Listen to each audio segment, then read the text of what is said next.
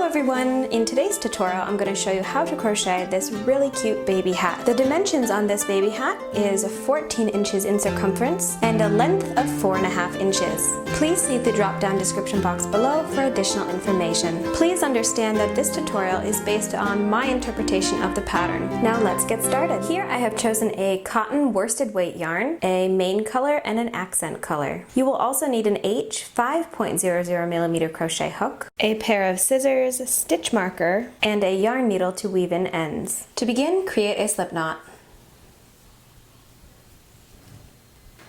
Insert your hook and cinch down your slip knot.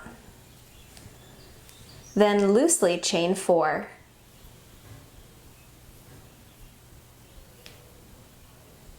Never count this loop on your hook as a chain. Slip stitch to your first chain to form a ring. Insert your hook, grab your working yarn, and pull it through and through for a slip stitch. For round 1, we're going to place 4 single crochet V-stitches into this ring. A single crochet V-stitch is single crochet, chain 1, single crochet. So we're going to single crochet first, insert your hook, grab your yarn and pull up a loop. I have 2 loops on my hook, yarn over and pull through both loops for a single crochet. Then chain 1 and create another single crochet. There's our first V-stitch complete. Make 3 more V-stitches into this ring and I will meet back up for round 2. Here is round 1 complete. For this pattern, we will not be joining each round, we're just going to be working in a spiral. So grab your stitch marker and you can place it into your first V-stitch. These V-stitches are very hard to see, so I wanted to talk a little bit about how to recognize them. So as we see here on round 1, we have just a little bit of a bump right here, right there, and right there. These are our chain 1s from the V-stitches. And then if you look up close, you can see there is our chain 1 right here. And between those 2 single crochet, it makes this V shape. And then if you work over here, again, there's the little bump, and there's our chain, and this perfect V here. So as you go around, you'll be able to see where you chained. And that's where our next stitches will be going. To begin round 2, we're going to be placing 2 V-stitches into each one of our previous V-stitches. This round will have 8 V-stitches. So first off, you want to place 2 V-stitches into this first V-stitch.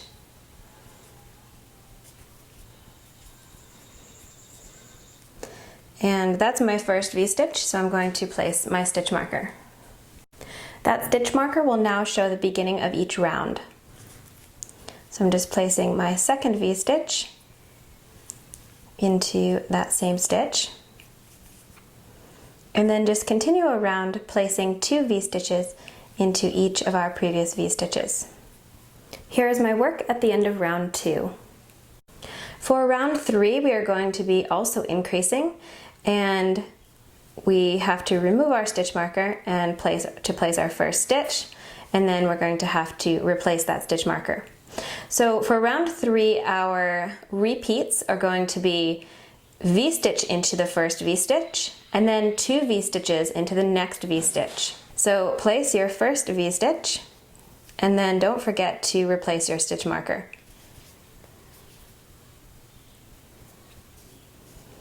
Then place 2 V-stitches into your next V-stitch.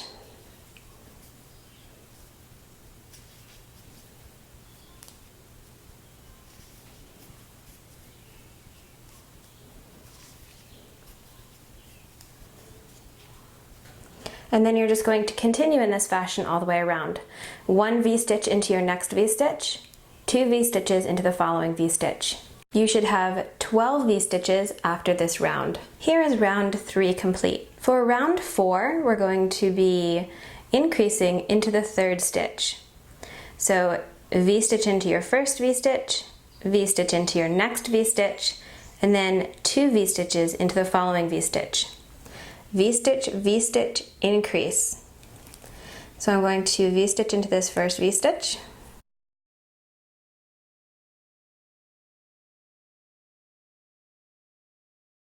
Then V-stitch into your next V-stitch, and then 2 V-stitches into your following V-stitch.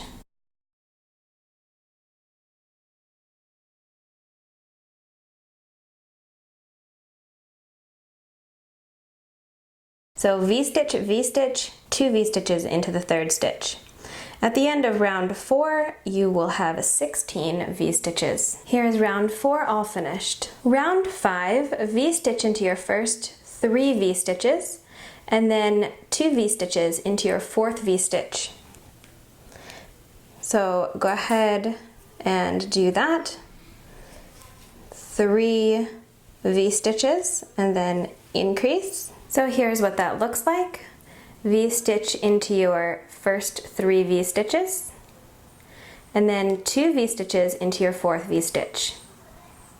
At the end of round 5, you will have 20 V-stitches, and then we can meet back up for round 6. Here is my work after round 5. Round 6 is more of the same. We're going to do a V-stitch into the next 4 V-stitches, and then 2 V-stitches into the 5th V-stitch. Don't forget to replace your stitch marker. Again, here is round 6.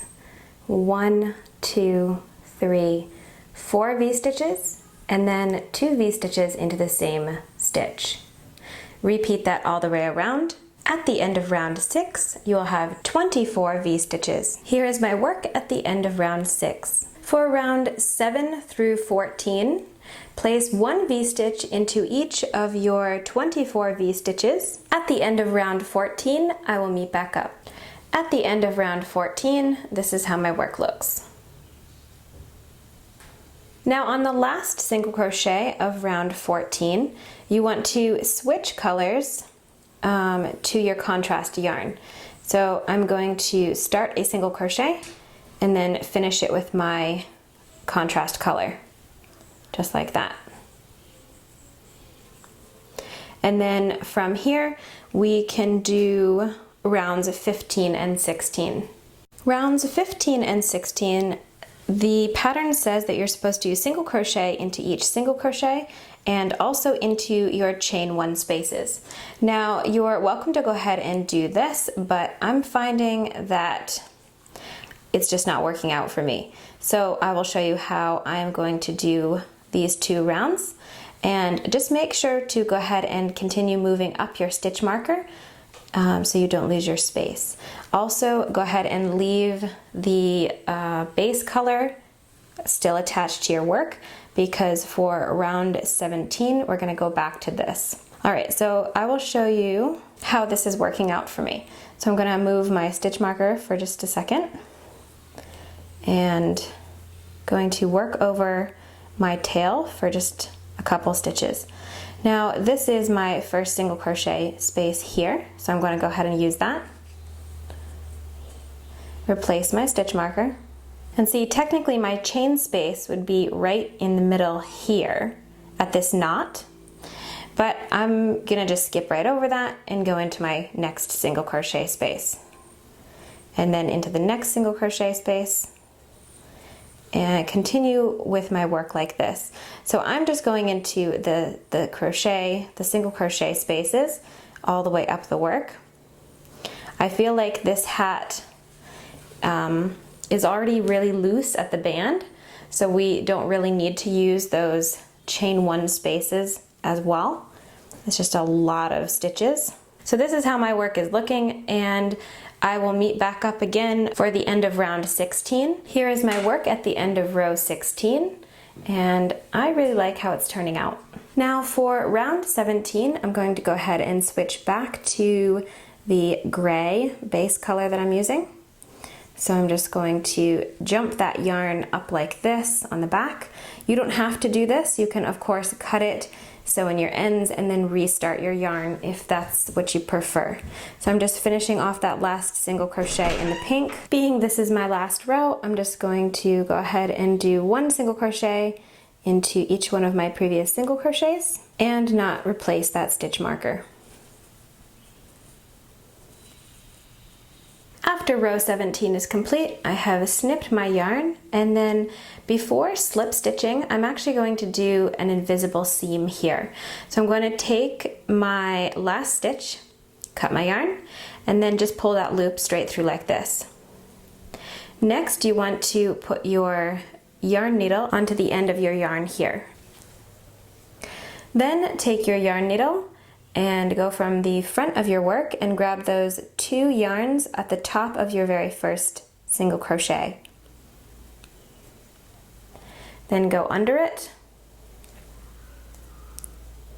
come around, and then go down between those 2 yarns of your very last single crochet. It's going to look like that.